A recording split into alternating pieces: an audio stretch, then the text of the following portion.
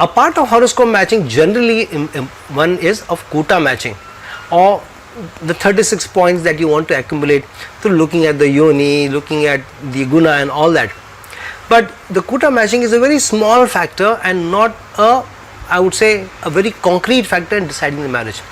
A concrete factor in deciding the marriage is based on compatibility at various levels. The first level of compatibility should be longevity of the couple.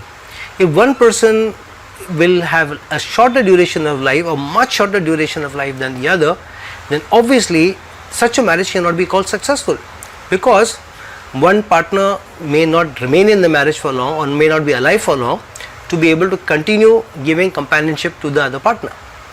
Now this is one area which a lot of astrologers don't look into deeply before they make the recommendation for the marriage, and that's why this is an important area which needs to be looked into.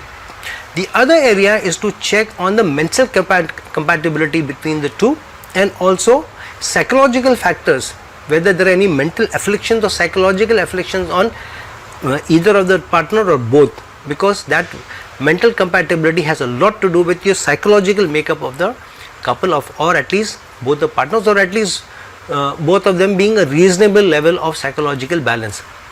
The third factor is having some doshas, because of which life can be very, very troublesome, having a lot of problems, such as being in a manglik dosha, for example, where there can be struggles, there can be aggression, there can be even violence, and there could also be continued strenuous impact on the domestic environment.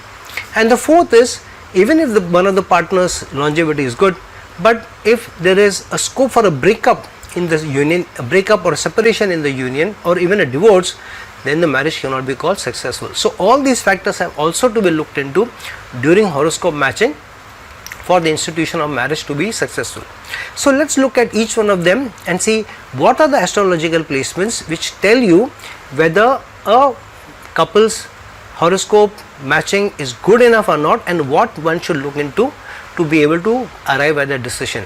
While you still may need to go to an astrologer, but I am giving you these points as a guiding factor, so that at level 1 you could know, while looking at the horoscopes of two people, whether they seem to be at first glance compatible people or not. So let's deep dive into what are the factors and which can give you a more compatible partner and a long and steady marriage, and a happy married one at that.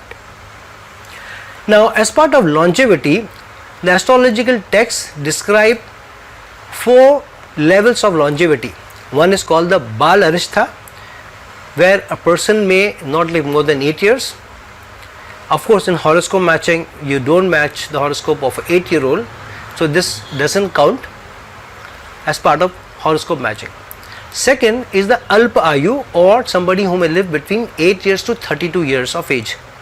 This is a very, very important factor, because nobody wants their partner to die very young and leave them a widow or a widower. Third is the Madhya Ayu, which is somebody living between 32 years and 75 years.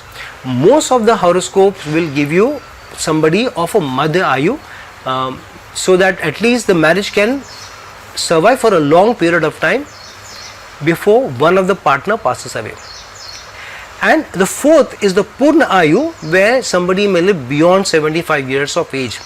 And in that sort of a marriage, if both of them seem to be reaching the Purna Ayu, or the complete life that it's can be described as, then it can be a very long period of companionship, and most of us look for a long period of companionship, or as it is said, till death do us part. Now, one very important factor as part of longevity is how well matched they are, and whether the astrologer fails to check the lifespan of any one of the individual, or if there is a grave danger that can come about them. One of the shloka in the Briyat Parashara Hora Shastra goes like this: Narasya Janma Kale va Prashna Kale Yandashka Tadadi Navrashina Mabdasta Syayu Ruchyate Sampurna Ayubur Vedadarth Manshasya Madhya ke Ashante Parmand Kashta Mitya har pare buddha. I quote, the span of life of a person is determined from the padas, amsas of the nakshatra at the time of birth or query, and the years allotted to the signs commencing from it. The person will enjoy full span of life, that is the Purna Ayu, if his birth be at the commencement of the padas. He will have middle span of life, Madhya Ayu, if the birth be in the middle of the padas, and a short span of life, Alpa Ayu, or will face death-like sufferings if the birth be at the end of the pada of the nakshatra. This is a very important part of horoscope matching, that the horoscope of both the partners shows a long life and not a curtailed life, and not a short life, and not a fatalistic end to the life of any one of the partners. Care should be taken as to what nakshatra the Lagna Lord or Lord of the 2nd, 4th, 6th, 12th to the 7th and 7th is placed in.